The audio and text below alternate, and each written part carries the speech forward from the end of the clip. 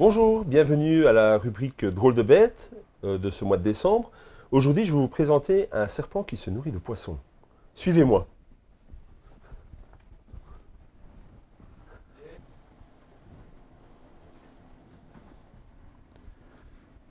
Donc voici le serpent que je comptais vous présenter aujourd'hui. Donc c'est un serpent jarretière, appelé aussi Thamnophis. C'est un serpent qui fait dans les 70 voire 1 mètre adulte. Ici c'est une sous-espèce qui est adulte tel qu'il est là, il fait une soixantaine de centimètres. C'est un mâle qui a maintenant 2 ans, qui se nourrit de poissons, donc comme je vous avais dit tout à l'heure, mais aussi de petits invertébrés, grenouilles, vers de terre, vers de vase quand ils sont tout petits, des petits têtards, des petites grenouilles. Donc ici en captivité, on leur donne des bébés souris, du poisson et quelques vers de terre. Alors c'est aussi un serpent que, du fait qu'il mange énormément de poissons, a des fois des carences en vitamine A.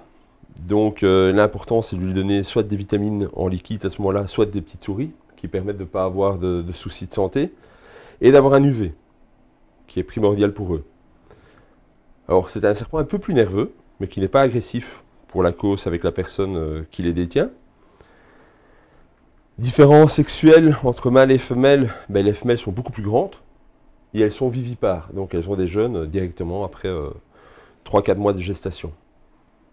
Donc très sympa, très facile à maintenir pour un dépudent, pas une grande installation. Donc le terrarium pour ce genre d'animal n'est pas besoin d'être très grand. Ce qui compte, c'est qu'il y ait un terrarium sec avec une grosse bassine d'eau pour qu'il puisse aller pêcher sa nourriture, un petit peu comme à l'état sauvage.